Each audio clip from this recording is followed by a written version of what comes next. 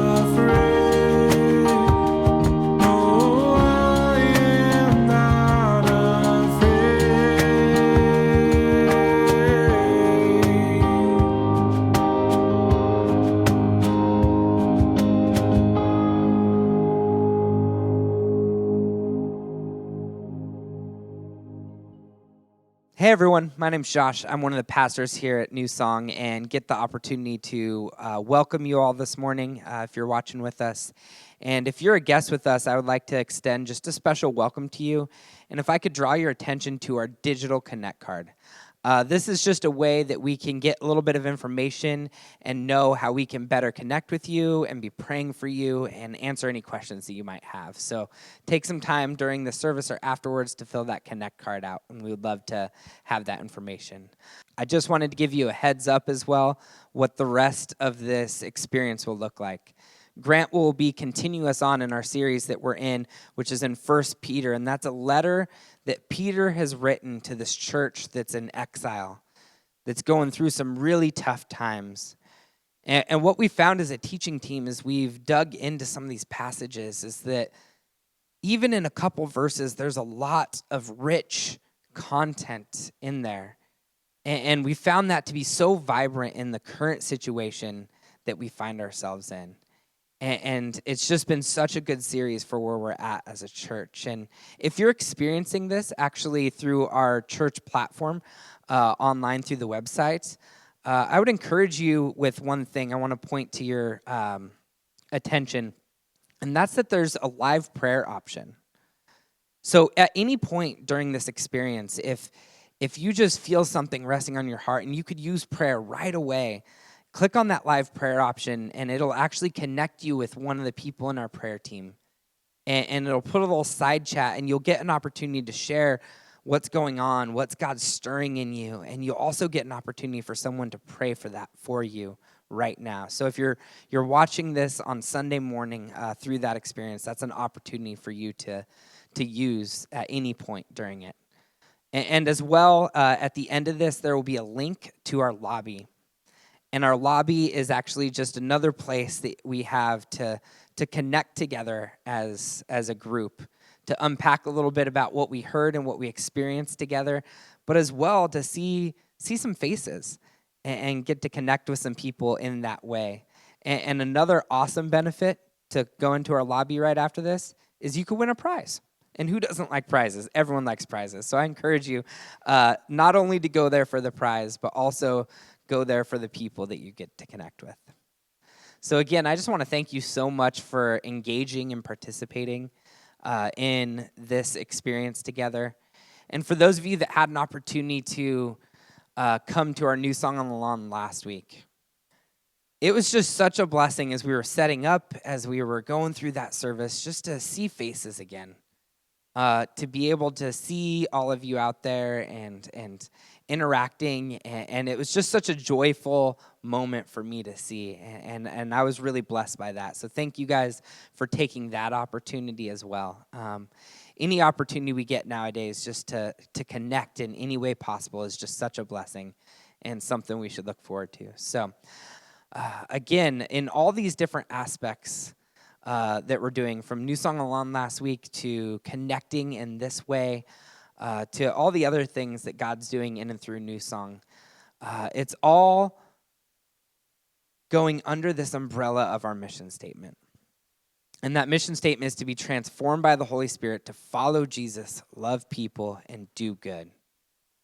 And one of the things that I have felt so proud about with NewSong is that in the midst of all of this that's going on, that our sole focus hasn't been just to figure out how to keep doing church, but we have been connected with people in our community. The pantry is going crazy, and there's people coming every week who have tangible needs in the garden, and there's other ministries that are going on, and you guys are reaching out to each other, and we're still on this mission that God has us on. And it's just so cool to see that, to be a part of that. And I just want to encourage each of you that make that possible. And one of the things that I just mentioned were the pantry and the garden. And there's actually a really cool opportunity to get to see a little bit more, to get to see what that looks like and what that means. We reference it a lot, but some of you might not have had the opportunity to really see what those ministries do and what they're about. So we want to afford you that opportunity. Actually, on Sunday, November 15th, there's an opportunity for you to come and see the pantry and the garden. We do need you to register for that, so you can register online on our website for that. But this is just a great opportunity to see a little bit more what God's doing in and through NewSong during this time. So I encourage you to check that out. Go ahead, go there, and get to see what's going on and be encouraged by that as well. One of the things that's just a reality is that all these ministries, all this mission work that NewSong is doing would not be made possible except through your generosity. So from the bottom of my heart and just from NewSong as a whole, I just thank you for your generosity and your time, the extra effort you're putting into some things, posting videos when maybe you aren't a person who likes to do that all the time, connecting with people over and above what you normally would. It's just so encouraging to see how many of you are just continually pushing into what God has for you. And as well, I just want to thank you for your finances during this time too. It makes it possible for us to continue to move forward and pursue not only what's going on in the church body, but what God has for this church and this community and in the rest of the world. So again, just want to thank you for that. Wanted to point out a couple of ways to give. There's a text to give option. You can give online as well. That's a possibility. Also, you can mail in your giving to the church. That's another way that you can give. All those avenues are ways to give, and just wanted to point you in that direction so you had some of that information as well. And with that, I just want to pray for this experience that we're going to have and for what God's going to do through it. Lord, I give you thanks for this church, for this community, for your body, for the reality that we get to continue on in ministering to one another and doing your work in this world that feels really upside down right now. So God, I pray over every person who's experiencing this, whether it's on Sunday morning or later throughout the week or even years later, Lord, that whatever words you're speaking through Grant this morning, whatever moment in this experience that comes up, that it would just resonate with where they're at. Lord, we trust that your Spirit is working in the midst of all of these things. So God, I thank you for everyone listening to this. I thank you for the fact that I know that you are with them and that you see them and that you care for them. And I pray that you just make that so in the forefront of our mind that we never forget it. So we give all these things to you in your name. Amen.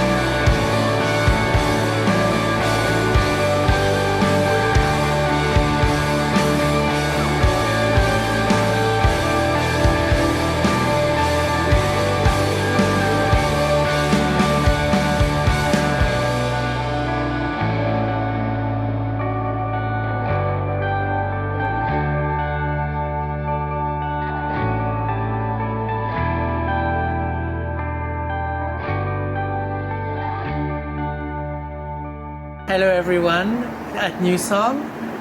I am happy to be able to say hello. I usually minister with Mahoro International in Central Africa, Burundi, and Southeast Asia, Thailand, Cambodia. But because of the COVID lockdown, right now I am stuck in Ireland. But I send you my greetings. I request your prayers for the future. Hopefully I can get back there very soon. I have some things to read to you. So, dear friends, I urge you as aliens and exiles to keep on abstaining from the desires of the flesh that wage war against the soul. Continue to live such upright lives among the Gentiles that when they slander you as practices of evil, they may see your good actions and glorify God when he visits you. For the Lord's sake, submit yourselves to every human authority, whether to the king as supreme or to the governors who are sent by him to punish those who do wrong and to praise those who do right. For it is God's will that by doing right you should silence the ignorant talk of foolish people. Live like free people and do not use your freedom as an excuse for doing evil. Instead, be God's servants, honor everyone, keep on loving the community of believers, fearing God and honoring the King. Amen. God bless everyone. Take care. Thank you again for praying. Amen. Hello, my name is Grant, and I'm lead pastor at NewSong Church. It's good to be back again, sharing the next part in the letter that a man by the name of Peter wrote to some Christian friends, and really way back at the beginning of the church in the first century. And he's talking to a church in a very challenging situation. Many people believe that that is actually the status of the church in America these days, that there's trouble in the Christian world in America, and really mostly in the area of decline, a decline of influence, a decline of participation. And there's a group called the Barna Group who have been kind of tracking this, and regularly they've taken surveys. And the most recent one revealed a few disturbing trends, once again, in what is happening with the Christian church in America. And part of their findings, they wrote this. They said in 2000, 45% of all those sampled qualified as practicing Christians, and they determined that by various questions that a practicing Christian would answer affirmatively to, such as habits of life, attendance at church, Bible reading, etc. Said that share has consistently declined over the last 19 years.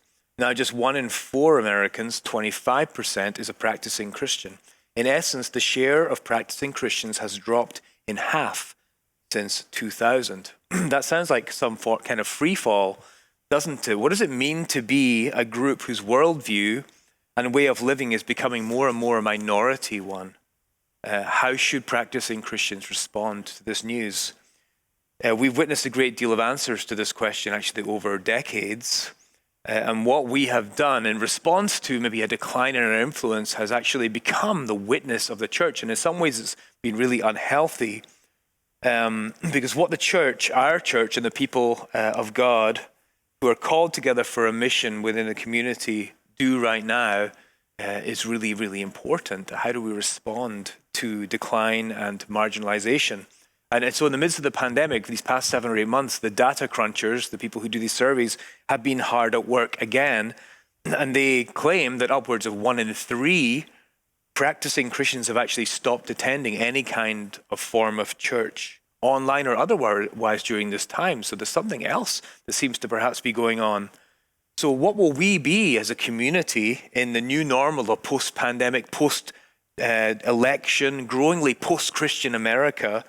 What is our individual responsibility as people whom God has called out of darkness into, as Peter says, his glorious light? And I think that's one of the reasons we're doing this letter. First Peter is a perfect place to look, because we've noticed already there's many similarities between the world of America today and the world of that First Peter is writing into, and whom he is a product of. And one of these is that Christianity, at least in its most robust, actually practiced form, not simply belief, but practice, as disciples, as apprentices of God, is not the majority view in either context. In Peter's world, this was because Christianity was relatively new. It was a new offshoot of Judaism, of the Jewish religion, and therefore it was in a minority. And in America, it seems to be that it's because what was once very much a part of the culture is becoming less so in what many say is a post-Christian society. So we're going to listen to Peter again today to see if his words can illuminate our path for us as we are seeking to listen to Christ in his word. You know, Peter is a really, really well-written letter. The scholars say that it's a very technical form of Greek, very, very well written. Everything's in its proper place, and every piece kind of builds on the thing before, and it leads up to and builds on what's coming next. So the previous section we kind of talked was like a 50,000 mile overview about who we are as people of God. And then this next section just kind of zooms in a little closer, but it's still kind of an overview to what's coming next, because Peter's about to enter into some really practical information about what it means when the rubber meets the road and you encounter certain situations, or even your own individual place in life, how to live faithfully as part of God's inbreaking kingdom in your context. So we noticed in the area of Christian identity. Who is the church? Who are the people of God? Well, now we're entering into the question of ethics, which is really about what is the best or right thing to do in any given situation. So identity, we've seen that the people of God, we've discovered they're chosen, they are precious to God, they're being built up like a building together in Christ, and they're living actually according to a whole new way. Their identity is brand new. They're a new way to be human, as they anticipate the fullness of that in Christ's coming kingdom on the earth. And so that's what we believe about ourselves, about our identity. So what about ethics? Well, what is an ethic when it comes to being the people of God? Well, it really comes from the fact of our being made in his image and living in his creation. It's very much determined on who God is. It concerns how human beings live in ways that conform most closely to who God is, to his character and his will, and as to how human beings should live in relationship with their creator and with one another in best ways.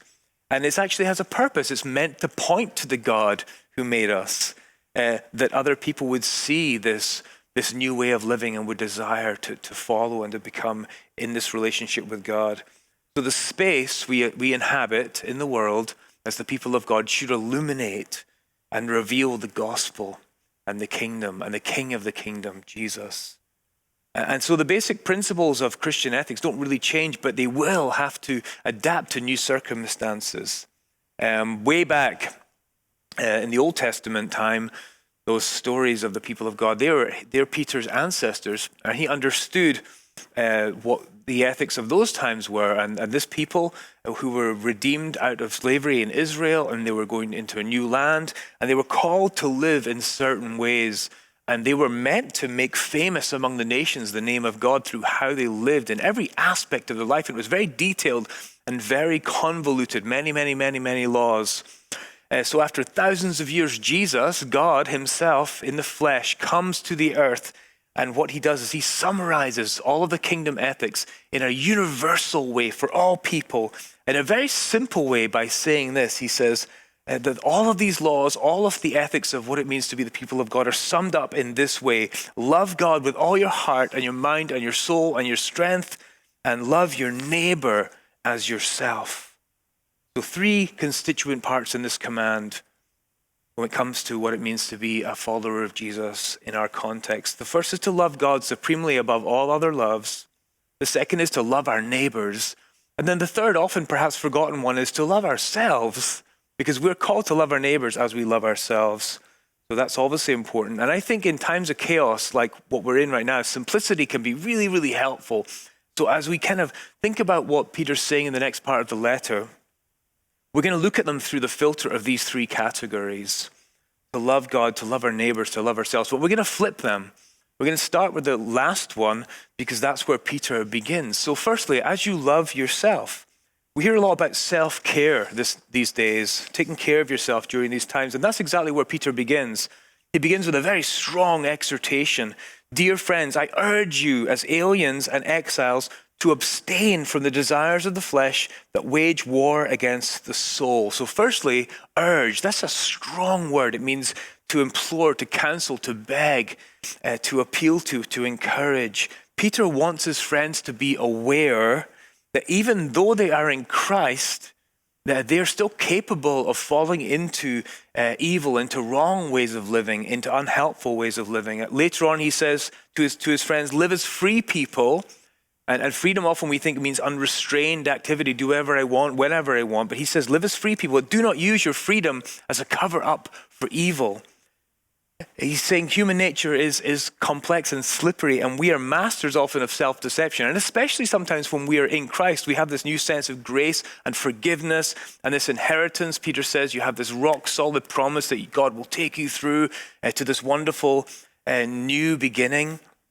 And it can cause us to become complacent or even believing that we can do really whatever we want. So Peter's being, first of all, really careful to say, turn your eyes upon yourself. It starts with you. It starts not just with you, but inside of yourself with your desires, your very soul. What is going on inside of you? And in times of trouble, often we can find ourselves becoming kind of broken inside. So he says, dear friends, I urge you as aliens and exiles to abstain from the desires of the flesh that wage war against the soul. Wage war against my soul? What does he mean? Well, that word, wage war, is actually literally the Greek word for soldier. Actually, combat. A soldier, someone who fights battles against an enemy. In this case, the enemy is actually my own soul. We might put it like this: we are our own worst enemies. So it's almost like within each person there's this kind of Trojan horse that can become a place of self-defeat and shame. There's a force, a power inside of us that could actually take us out of the good fight into which we've been called and actually work against what God is trying to do within me. And it's like, even though this is a spiritual war, just like in any real war, Peter is trying to tell them this involves conquest and strategy and a mission to overwhelm an enemy, my own soul. James, who was actually Jesus' brother, and last year we went through the entire book of James, so perhaps you remember this. James was a contemporary in the church with Peter, and he puts it this way: each person is tempted when they are dragged away by their own evil desire and enticed. Then after desire has conceived, it gives birth to sin, and sin, when it is full grown, gives birth to death. So first of all, he's saying, look at yourself, be cautious. Loving yourself means taking care that you are spiritually well and understanding the dynamics of your soul. John Owen, who was a Puritan, lived a long time ago, said this: always be killing sin, lest it be killing you. And Peter wants his friends to know that without actually moving forward and progressing in the faith, they will not just be standing still, but they will be falling back, because there's this other force at work inside of them which seeks to remove them from being effective in the kingdom. So that's the first thing. If we are to be understanding what it means to be a minority, we've really got to take seriously the call to care for our own souls. And then we can think about the next aspect of the command, to love our neighbor. Loving your neighbor, what does that mean in this context? Well, Peter shares some basic principles for how Christians should live in community, in particular with those who do not share your convictions about God or about faith. And he writes in chapter 2, live such good lives among the pagans that though they accuse you of doing wrong, they may see your good deeds. Such good lives that even though they may accuse you of doing wrong, they may see your good deeds. It seems inevitable that you will be accused of doing wrong. Why would the well-behaved, moral, ethical Christians to whom Peter is writing be perceived as doing wrong?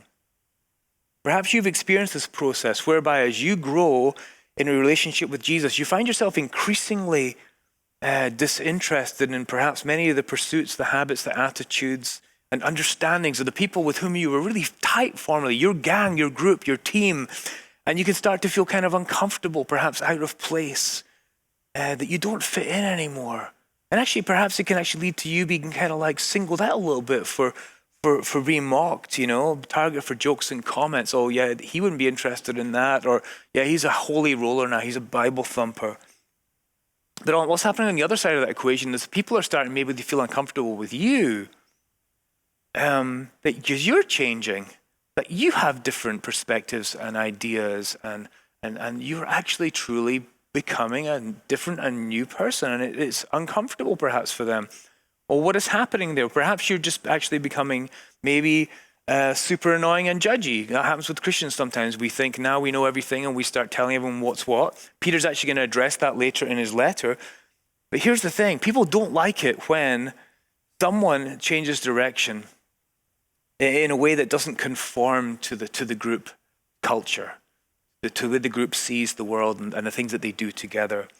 And Peter has already pointed to this dynamic earlier a couple of times, but later on he's actually going to make it crystal clear what is happening. In chapter 4 he says, do not live the rest of your earthly lives for evil human desires, but rather for the will of God. And that's what's happening. We're changing our motivation for life now toward the will of God. It says, for you have spent enough time in the past doing what pagans choose to do, and they're surprised that you do not join them in their reckless, wild living. And so they heap abuse on you. They're surprised. What is happening to Grant?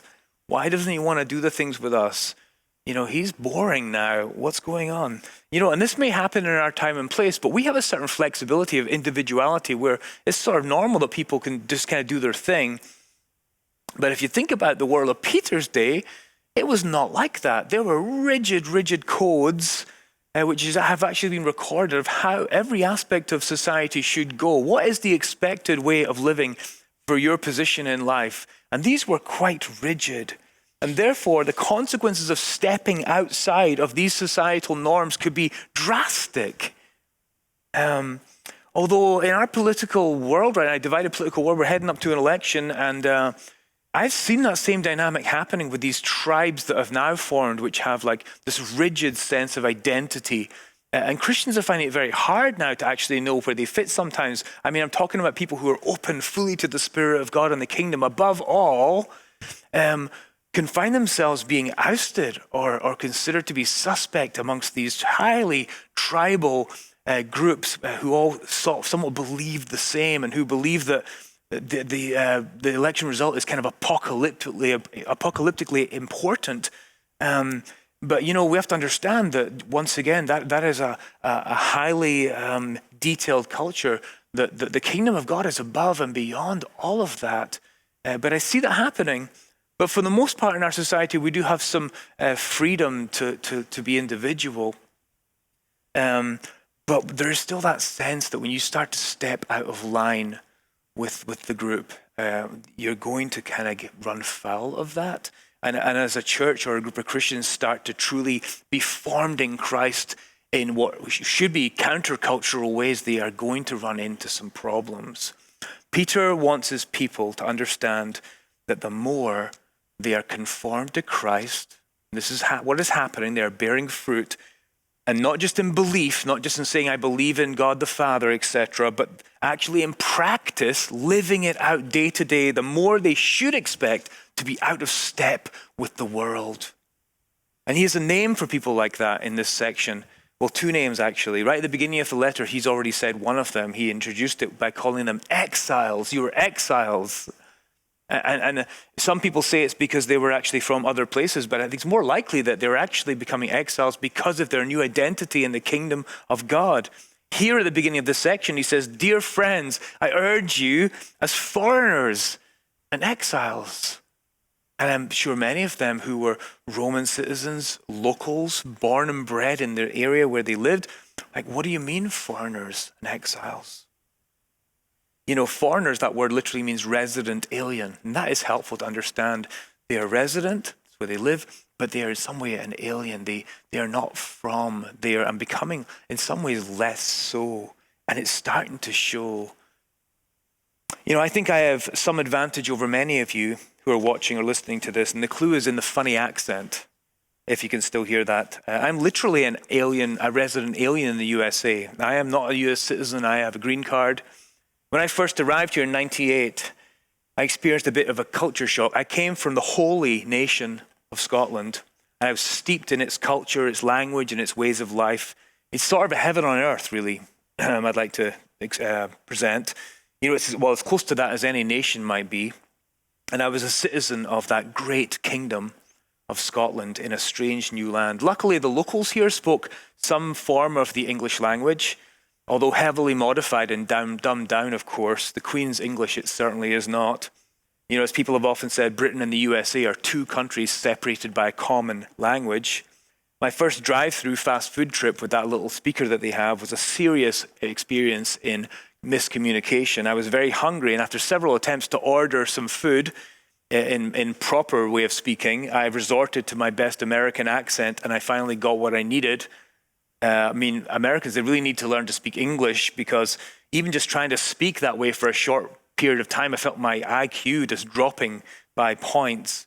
Americans, they call a boot a trunk, they call a bonnet a hood, they call a tap a faucet, a holiday is a vacation, they call a shop a store, they call a garden a yard. And speaking of yards, they have no idea how to use the metric system. They're alone in the world in this, along with Myanmar and Liberia. They have an inordinate sense of patriotism and an extreme love for their national flag and their national anthem. They generally believe that they are the best nation in and at everything out of the entire world, though most of them have never set foot out of their nation. They play strange sports, including something that they call football, surprisingly, yet this is a game where rarely does a foot and a ball come in contact with one another. Also, they have a sporting competition called the World Series, but that mostly involves only teams from within the USA, although some claim that Canada's involvement makes it a global competition so that the winners can claim to be world champions. Their politics is a crazy affair with campaigns that last well over a year, costing astronomical and quite frankly immoral amounts of money, and for which candidates seem to end up focusing most of their term in office raising money for the next election rather than doing the governing that they've been put in place to do. And with only two parties, it inevitably becomes a war, with winning apparently more important than furthering the good of the country, and with basic human respect and cooperation as well as truthfulness just taking a back seat to pragmatism and a kind of anything to win tactic. It seems they're moving quickly further and further away from the founders' ideas of democracy into some sort of tribal stalemate. Okay, does that feel a little bit offensive to speak about the USA like that? Good. I tried my hardest to offend everybody. That is a lesson on what not to do, perhaps, when you are a resident alien.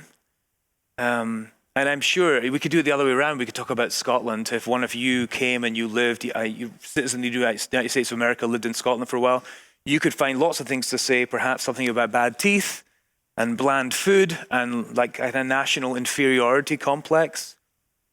So here's the thing. So I'm a resident alien in America. And much of that was kind of fun and silly, you know, but as a resident alien, I come into this place and with my culture, much of which I think is really good, and I come in, I can critique the culture in which I am living, and I can actually potentially want it to see it change to be more like what I think is better. So what would I do as how to bring the good news of the Kingdom of Scotland to the USA as a resident alien? Well, there's a few things I could do. The first thing is I could form a rebellion. Really, I could take up arms to try and reverse the Revolutionary War and make America Great Britain again. Or I could escape away and start a small Scottish colony in the mountains or the desert. I can live and let live. I'm over here doing my Scottish thing. We have haggis stores on every corner, and every morning there's a call to prayer with bagpipes. Or I could just deal with it. It's uncomfortable, but I'm just going to deal with it, make the best of each day, trying to keep, a low profile, but just carrying this kind of low-grade frustration and resentment of all the stuff I have to deal with as an outsider in this weird country. So, okay, my analogy is not perfect at all because all human cultures are painfully so human. And there's no perfect nation, not even Scotland. But if my parents are listening to this, they may disagree with that last part. But the culture of the kingdom of God is truly good. It is truly good. And it transcends and engages with all cultures in beautiful and life-affirming ways. And when the kingdom is present in any culture through the resident alien people of God, it challenges the injustices and what is wrong and broken, and it redeems and reinvigorates the best of any culture. And the people to whom Peter is writing as exiles and foreigners in their own land, they are on the leading knife edge of that process.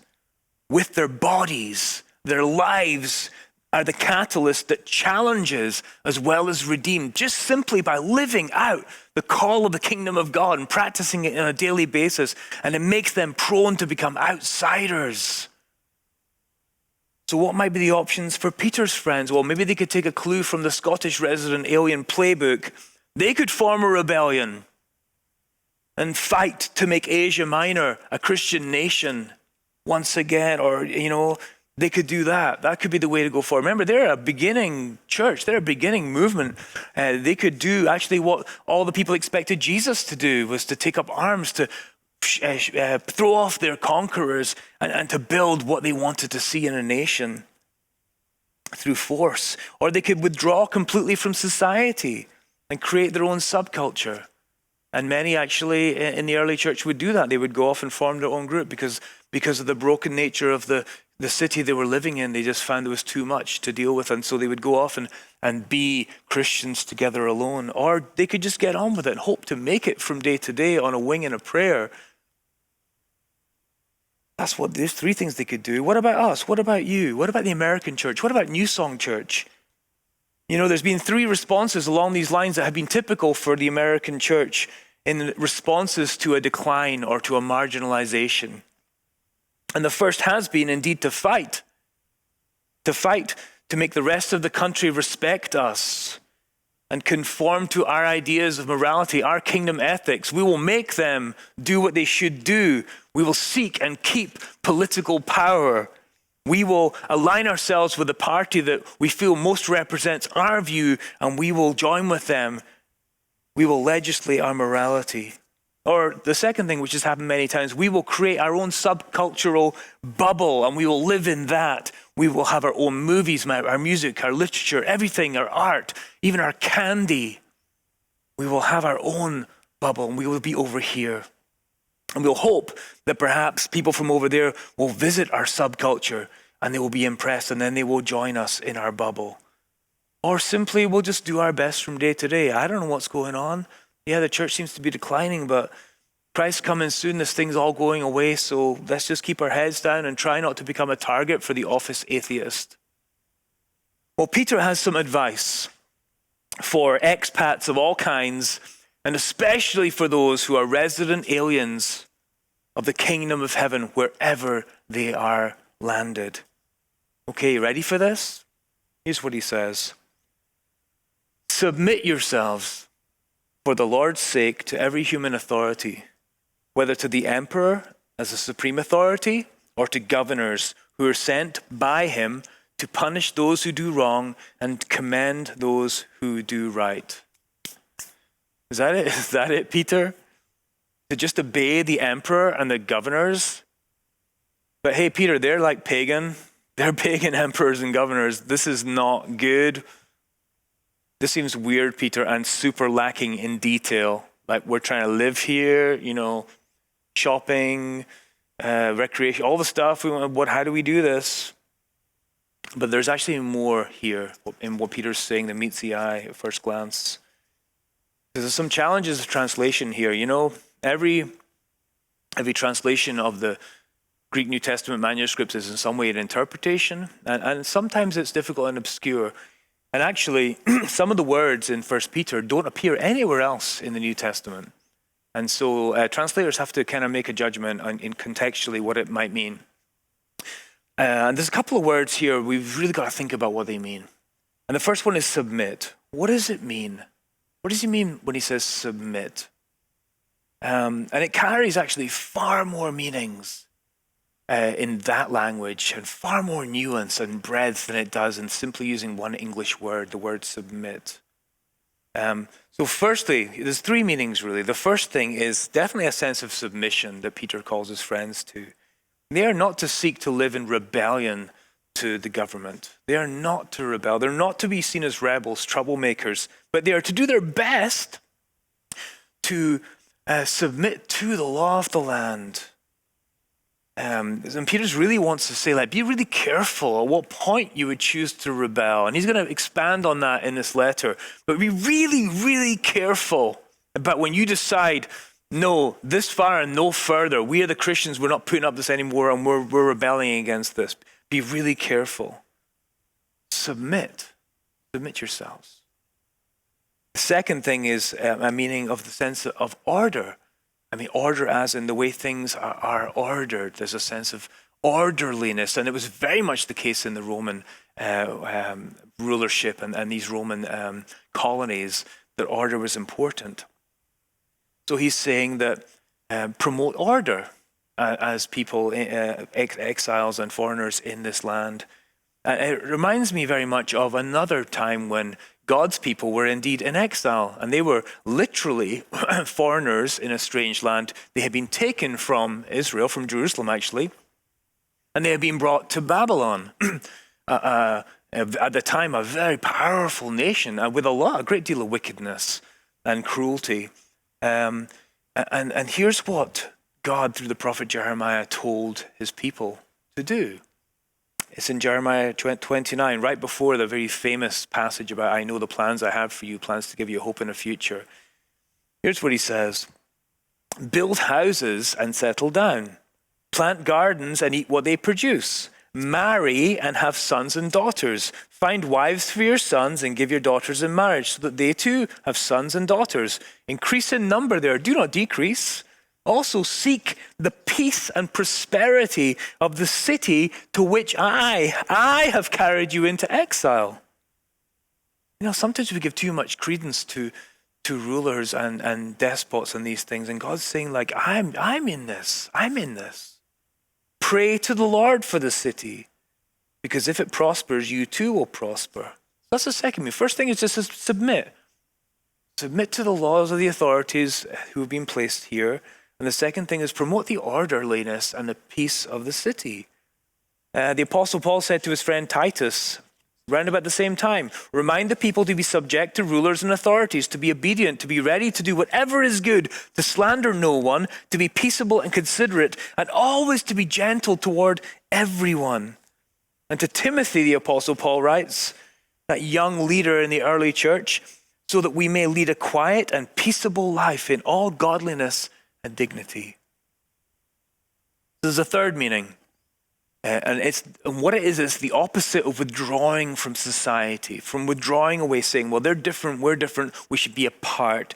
But it actually involves becoming more deeply involved in the context into where you find yourself as the people of God. To live in conformity with the authorities of that time would actually entail this and require this. We'd have to become knowledgeable, engaged in the society. And actually we'd expand that to all people because of another translation issue where it says, submit yourself to every human authority. Interestingly enough, the words here may be not quite so clear to be translated like that, because literally it means people creation of people. So it definitely includes institutions and governments. But Paul gives us two examples of what this is the emperor and the governors, not the institution of these things, but the people themselves. So we can actually take a broad sense of this meaning to say that it's the people and the institutions that make up society. This broad sense of a community and a society do these things that he uses the word submission for in the context of these people. So put it all together and what do we get? What is Peter asking his friends to do in light of their marginalized and minority status in the culture? Well, what he's telling them to do is this, to out-citizen the citizens in Jesus' name. Out-citizen the citizens in Jesus' name. All the citizens, even up to the governors and the emperor himself, to be exemplary in all the ways that they can. And this is going to require some character change, which is what Jesus is really looking for. And this is going to require humility because, you know, as you start to be formed and understand the world different, you might think that you know better. And you're required to humble yourself to your neighbors, to the local authorities, to have this sense of watchful humility, seeking to understand, a sense of service. You will participate in your community for its benefit. You will serve your neighbors, serve in all these areas of institutional involvement. Yeah, and that's the third thing. You will involve yourself just broadly in the community. And fourthly, which is going to become a really big theme, it already has in this letter to these people, is a willingness to suffer for the greater good of the community, that you will be a one who will be willing to make sacrifices and not just for your own people.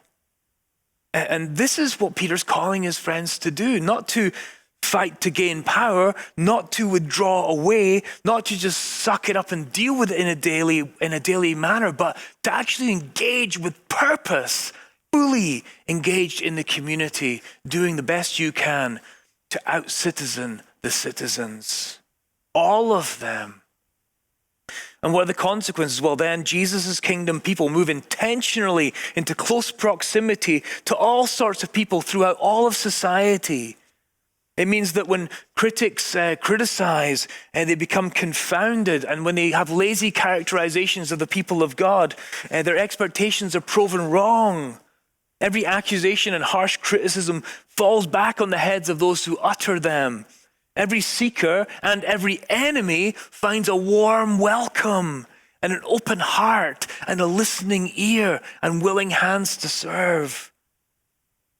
And if we suffer from accusations that lead to harm, we do so in good conscience. I'm just thinking, there should be no lack of volunteers in communities where there are churches. And I'm not just talking about strictly religious pursuits that need volunteers, but volunteers in general. So what about the last one? We talk about love yourself, love your neighbor. And finally now we get to the good stuff, the greatest aspect of the greatest commandment, which is to love the Lord your God. All that Peter has said and will say is woven through with the call for God himself to be the great energizer, the great motivator, the great reason for it all, for his glory. So how does that fit with as you love yourself? Caring for your soul. Well, firstly, the ability to love themselves is based upon the fact that they are loved. They are beloved. One of the translations actually, Peter says, dear friends, but actually a better translation is used the word beloved. He's writing to those who are beloved. You are beloved. This is the motivation for why we would care for ourselves, because God cares for us and values us highly. It's the term that Josh explained during the summer when we talked about what it means when we say the word love. It's agape. It's an unconditional love. It contains the sense of being chosen, as Peter has said, of being precious to God, of being loved by him, also of being, you don't belong to yourself either. That's why Peter said earlier, don't use your freedom as a cover-up for doing evil. And then he says, live as God's servants. You have been set free to serve God. And he loves you, and his love proclaims that to serve him and to live into him is the best way to take care of that which he loves, which is us. Earlier in the letter, he said that you were receiving the result of your faith, the salvation of your souls. Sometimes I think we believe that our desires are so overwhelmingly powerful that we cannot resist these temptations, the things within us that seek to satisfy cravings and lusts and desires.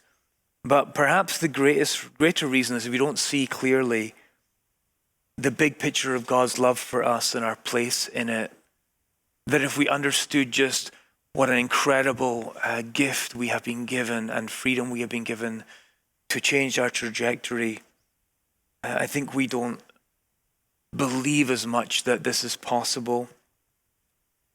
We minimize what Christ has done in his death and resurrection and what that has opened up to us, and we actually settle for less than he wants us to have. We lack imagination, I think, sometimes. I think we need to up our expectations. If God is in this, then our own self-care, our love for ourselves can just become this growing sense of freedom and joy and health. And C.S. Lewis put it so well in his book, The Weight of Glory.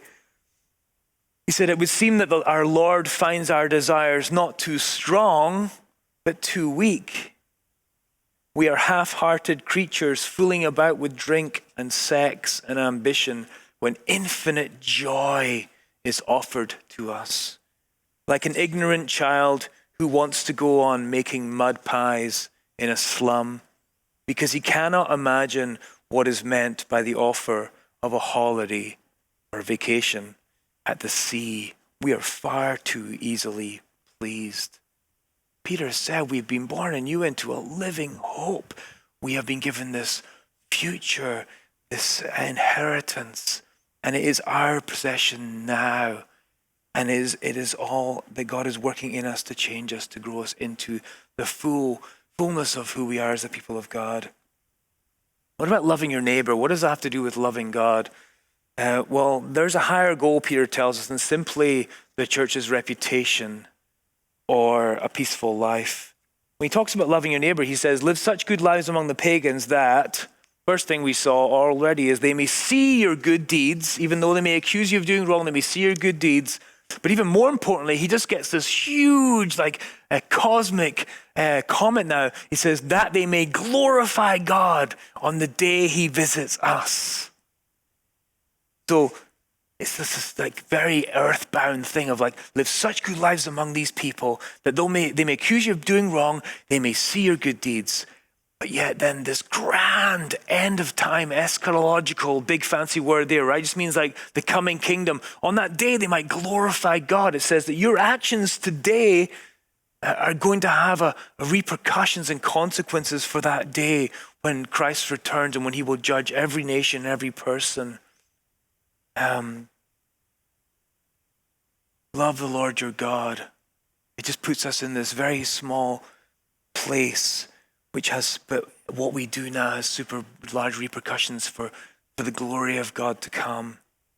So another aspect of loving your neighbor, why does Peter tell his friends to submit to the authority, or as we've seen, a submission in terms of obeying the rules, certainly submitting, also in terms of the order and the peace, promoting the order and peace of the society, but also becoming deeply involved in the community, in the society. Why does he tell them to do that? Well, he has this little word in here. It says, submit yourselves in this way for the Lord's sake. What does that mean? I kind of pondered that for a while. What does it mean to do this for the Lord's sake? Well, what it really means is for the Lord's sake is to follow in Jesus' footsteps. And he's going to amplify this in the letter. But it is exactly what Jesus did. Jesus humbled himself to the authorities. And Jesus engaged himself fully in the community with which he was involved, broadly and widely, even to be called, you're a friend of sinners and drunkards and prostitutes and tax collectors. For Jesus, it means to do it as he did it, to live fully in the midst of our culture. And that is partly, again, what it means to love God with all your heart, soul, mind, and strength. And then what about this thing about the way we live? He talks at one point about we'll silence the foolish talk of ignorant people.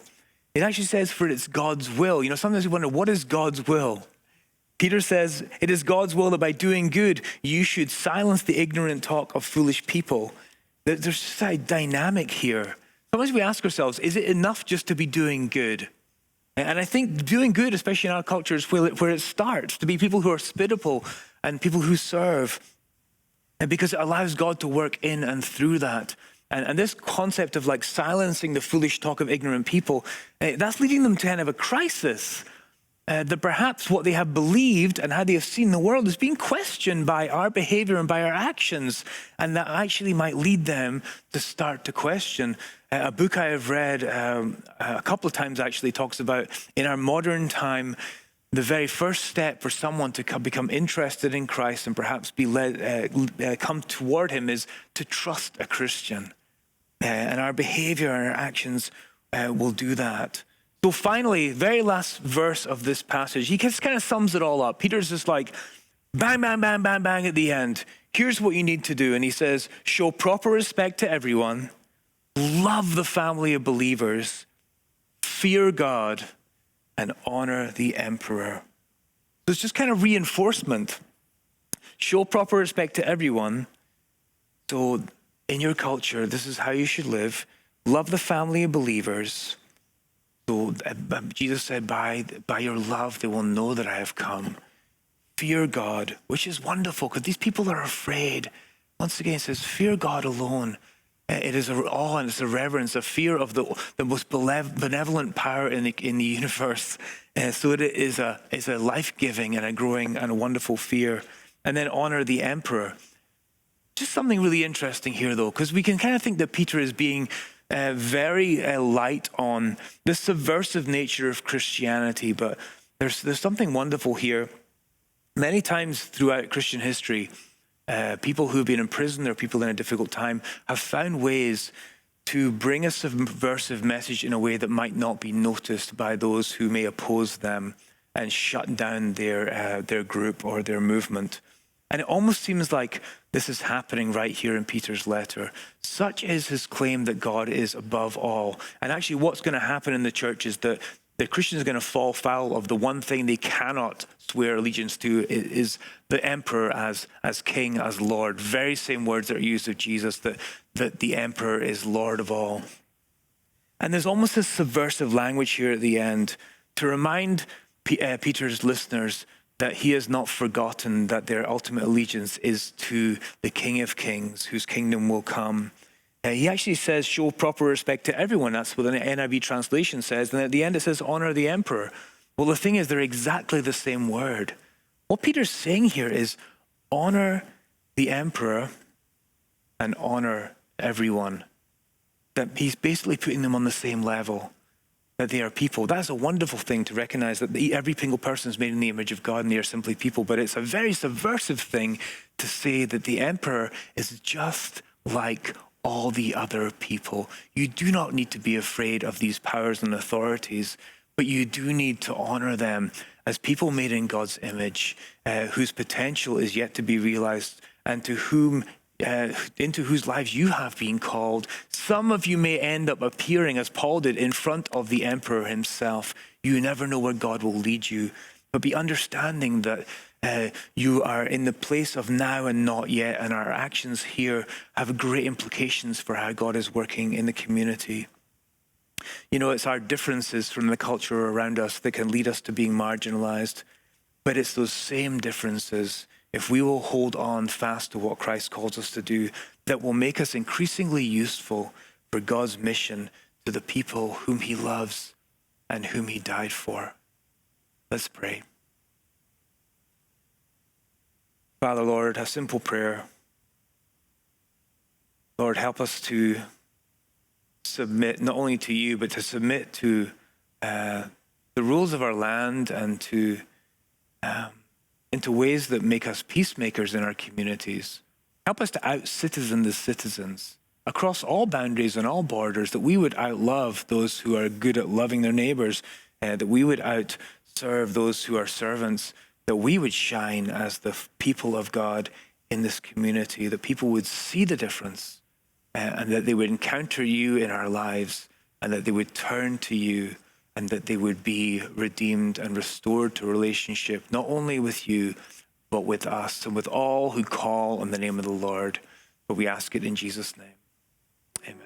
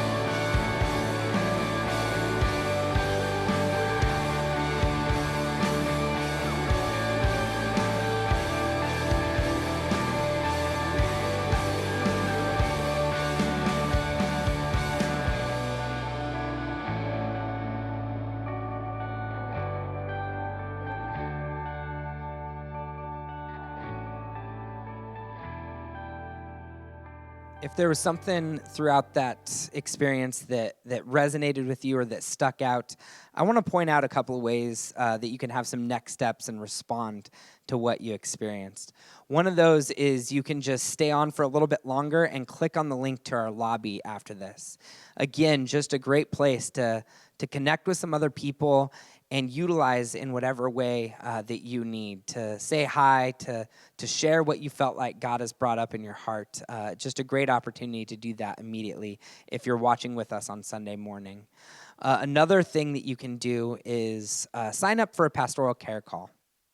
I feel like at times we can think pastoral care calls are reserved for those bigger moments, those big difficult things when it's just really tough. And I want to encourage you, if something's just starting to get hard, that you can sign up for one of those pastoral care calls.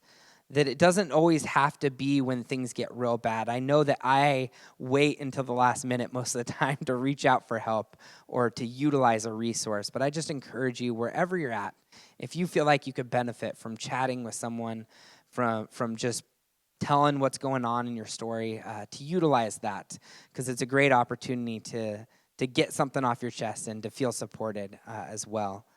Another thing, if you didn't get the opportunity during this experience to utilize our live prayer option, you can always post on our prayer wall. That's open all the time. You can just go to our website and post a prayer request on the prayer wall. And then as well, you can also scroll through some of those prayer requests and just spend a little bit of time praying for what you see. And when you do that, people actually see that they're getting prayed for. And just a really cool way that we can be intentional with each other and know that God's people are lifting us up in prayer throughout this time.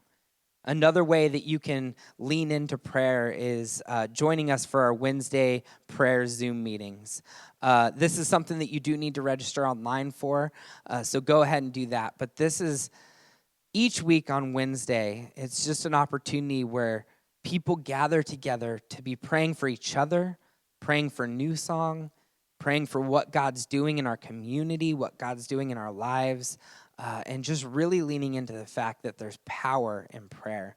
So I encourage you to check that out if you haven't had the opportunity to do so. And if you have, continue to jump on and join in that way. I want to again thank you so much for being a part of this experience and hope you have a great week.